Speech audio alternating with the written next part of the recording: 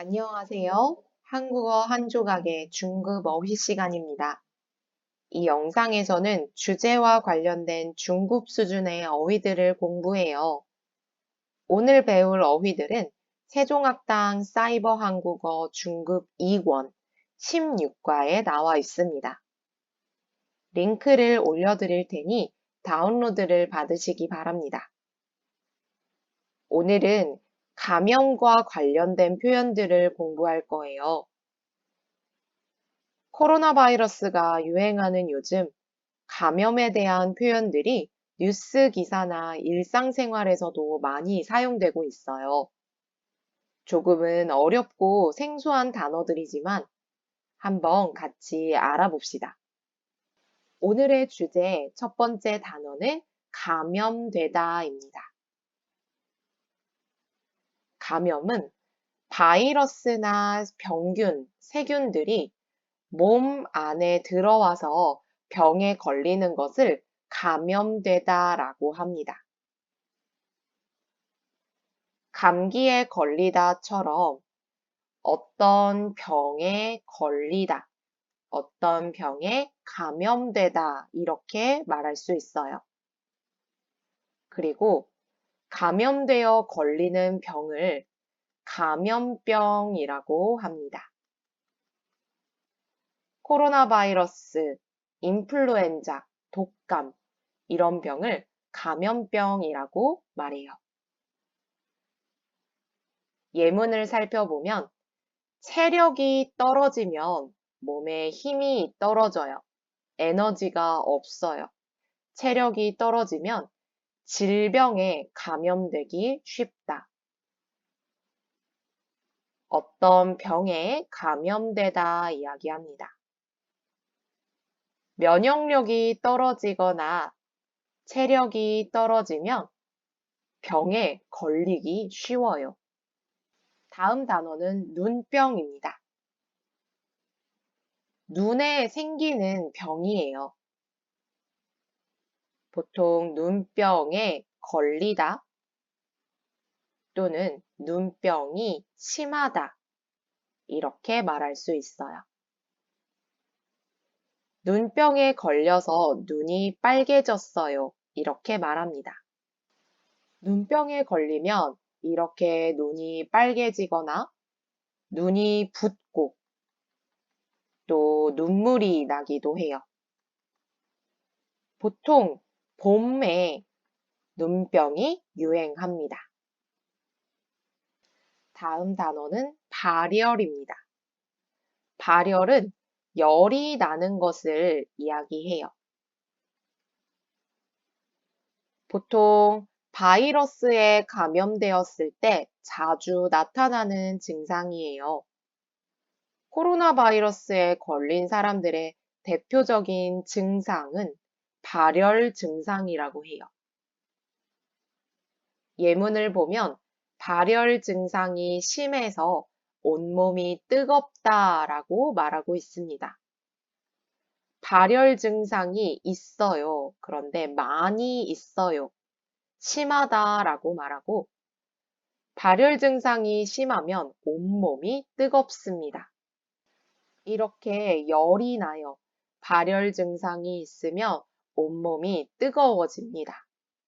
다음 단어는 수칙입니다. 어떤 일이나 행동에 대해 지켜야 할 규칙을 수칙이라고 말해요. 수칙을 쉽게 볼 수 있는 것은 이런 안내문이에요. 여기에 기숙사 생활 수칙이 나와 있어요. 여러 사람이 함께 사는 곳에서는 다른 사람에게 불편을 주지 않도록 약속을 하는데 이런 생활 수칙을 지키는 것이 중요해요. 밤에 늦게 들어오지 않고 또 일찍 자고 조용히 하는 것, 또 깨끗하게 기숙사를 사용하는 것, 이것을 생활 수칙이라고 말합니다. 생활 수칙 외에도 안전수칙, 또 근무수칙 등 다양한 수칙들이 있습니다.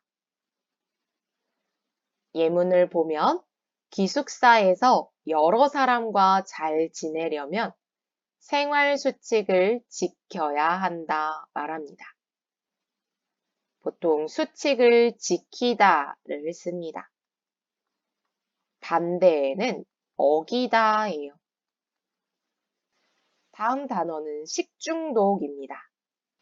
오래된 음식이나 상한 음식 또는 잘못 요리한 음식을 먹으면 배가 아프고 설사 또는 구토 증상이 나타날 수 있어요. 이것을 식중독이라고 해요. 보통 날씨가 더운 여름에 식중독에 걸리기 쉬워서 음식을 먹을 때 조심해야 돼요. 예문을 보면 상한 음식을 먹고 식중독에 걸려서 배가 무척 아프다라고 말하고 있어요.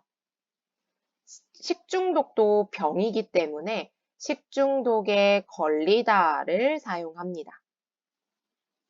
다음 단어는 예방접종입니다. 병에 감염되는 것을 미리 막기 위해서 미리 백신, 약을 몸에 넣어줘요. 이것을 예방접종을 하다라고 말해요. 예문을 살펴보면 독감에 걸리지 않기 위해 예방접종을 했다 이렇게 말합니다. 예방접종을 하다 또는 예방주사를 맞다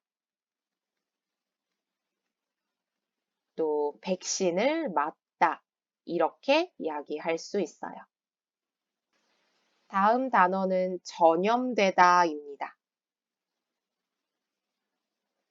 다른 사람한테서 병을 옮기는 것을 전염이라고 해요.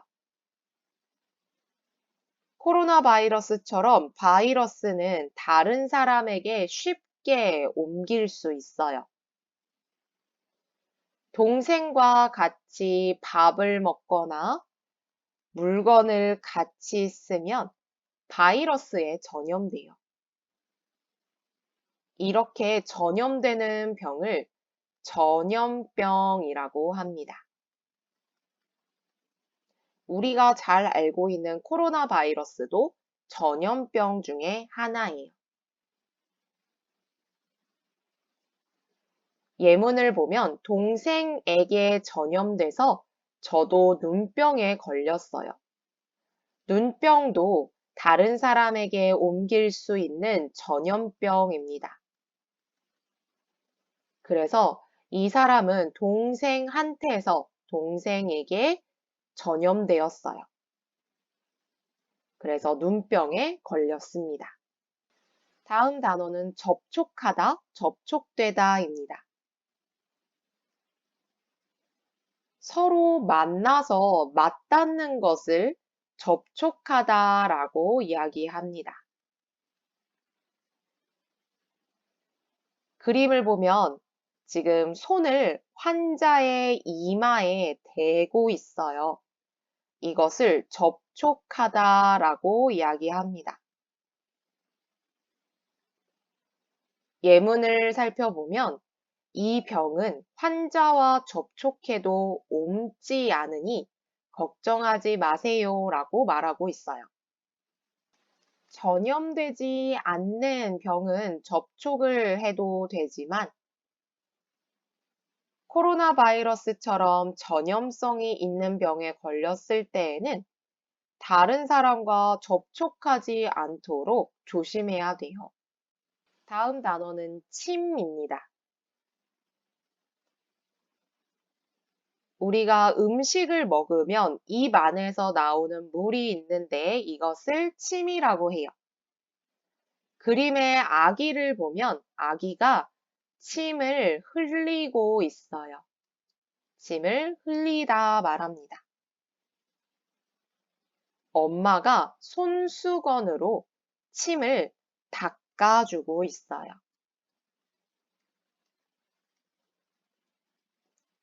예문을 보면 엄마가 손수건을 꺼내 침을 흘리는 아기의 입을 닦아주었다 말하고 있습니다.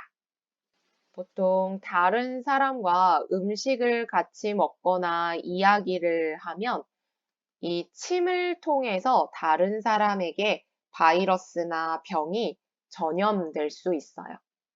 다음 단어는 동사 퍼지다입니다. 어떤 물질이 넓은 곳까지 전해지는 것을 퍼지다라고 이야기해요. 예문을 보면 부엌에서 형이 끓이는 김치찌개 냄새가 거실까지 퍼졌다라고 말하고 있습니다. 그림을 보면 형이 끓인 김치찌개 냄새가 거실까지 넓은 곳까지 퍼졌어요. 이렇게 말합니다. 퍼지다는 냄새 말고도 여러 단어와 같이 사용할 수 있습니다. 냄새 또는 향기, 또 바이러스. 바이러스가 전 세계에 퍼지고 있어요. 또 전염병도 마찬가지로 퍼지다를 사용해서 전염병이 곳곳에 퍼져 있어요. 이렇게 말할 수도 있습니다. 또 소문이나 소식도 퍼질 수 있어요. 소문이 퍼지다 이렇게 말할 수 있습니다. 마지막 단어는 마스크를 착용하다입니다. 마스크를 쓰는 것을 다른 말로 착용하다라고 이야기합니다. 착용하다 동사는 여러 단어와 쓸 수 있어요. 옷이나 모자, 신발 등을 입거나 쓰거나 신는 것을 모두 착용하다라고 말할 수 있습니다.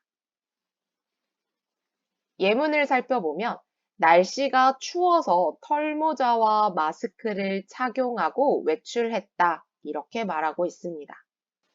그림을 보면 날씨가 추워서 털모자와 마스크를 착용했어요.